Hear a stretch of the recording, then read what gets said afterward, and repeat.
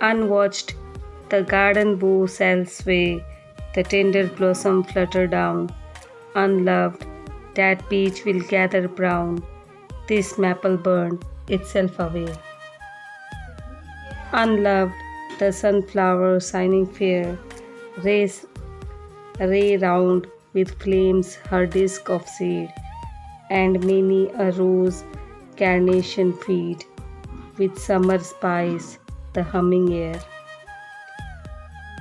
Unloved by many a sandy bar, the brook shall babble down the plain at noon or when the lesser vein is twisting round the polar star.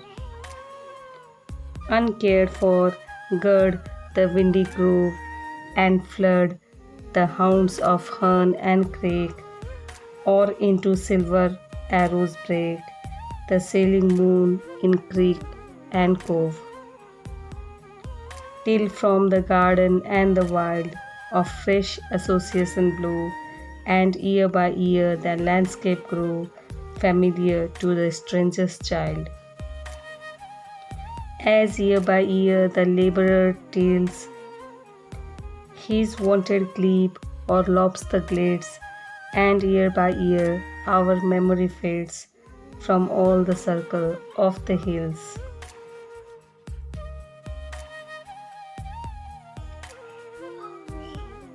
We leave the well-beloved place where first we gazed upon the sky, the roofs that heard our earliest cry will shelter one of stranger race. We go but ere we go from home, as down the garden walks I move, two spirits of a diverse love, contend for loving masterdom. One whispers, hear thy boyhood sung, long since its matin song and heard the low love language of the bird in native hazels, tassels hung.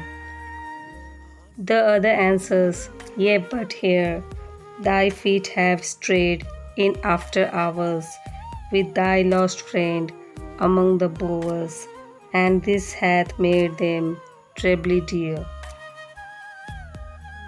These two have striven half the day, and each prefers his separate claim, poor rivals in a losing game that will not yield each other way. I turn to go, my feet are set to leave the pleasant fields and farms. They mix in one another's arms to one pure image of regret. On that last night before we went from out the doors where I was bred, I dreamed a vision of the dead, which left my aftermorn content. Methought I dwelt within a hall, and maidens with me distant hills, from hidden summits fed with reels, a river sliding by the wall. The hail with harp and choral rang, they sang of what is wise and good, and graceful in the center stood a statue veiled to which they sang, and which though veiled was known to me, the shape of him I loved and love. Forever then flew in a dove and brought a summons from the sea. And when they learned that I must go, they wept and wailed, but led the way to where a little sallops lay at anchor in the flood below. And on by many a level mead and shadowing bluff that made the banks, we glided, winding under ranks of iris and the golden reed. And still as vaster grew the shore and rolled the floods in grander space, the maidens gathered strength and grace and presence lordlier than before. And I myself who sat apart and was them, waxed in every limb, I felt the thews of Anakin's, the pulses of a titan's heart. As one would sing the death of war, and one would chant the history of that great race which is to be, and won the shaping of a star. Until the forward creeping tides began to foam and we to draw from deep to deep to where we saw a great ship lift her shining sides. The man we loved was there on deck, but thrice as large as man he bent. To greet up the side I went, and fell in silence on his neck.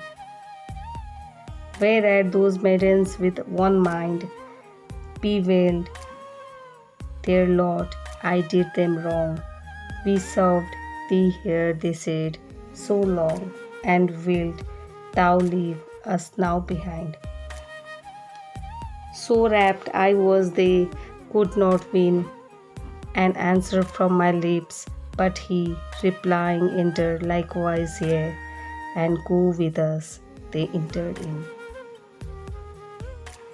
And while the wind began to sweep a music out of seat and shroud, we steered her toward a crimson cloud that land-like slipped along the deep. The time draws near the birth of Christ. The moon is hid, the night is still. A single church below the hill is pealing, folded in the mist. A single peal of bells below that wakes at this hour of rest. A single murmur in the breast that these are not the bells I know. Like strangers' voices here they sound, in lands where not a memory strays, nor landmark breathes of other days, but all is new, unhallowed ground.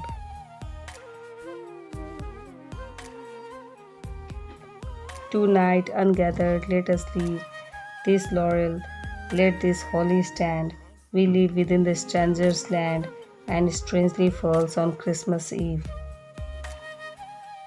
Our father's dust is left alone and silent under other snows.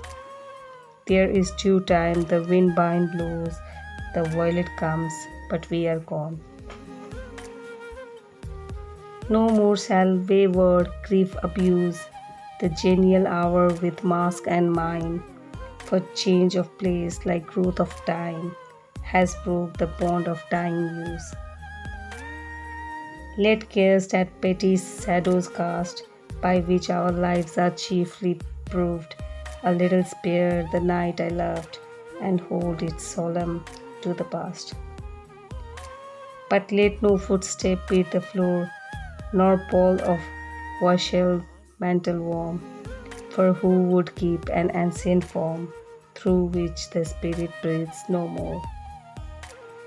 Be neither song, nor game, nor feast, nor harp be touched, nor flute be blown, no dance, no motion, save alone what lightens in the lucid east. O'er rising worlds by yonder wood, long sleeps the summer in the seed. Run out your measured arcs and lead the closing cycle rich in good.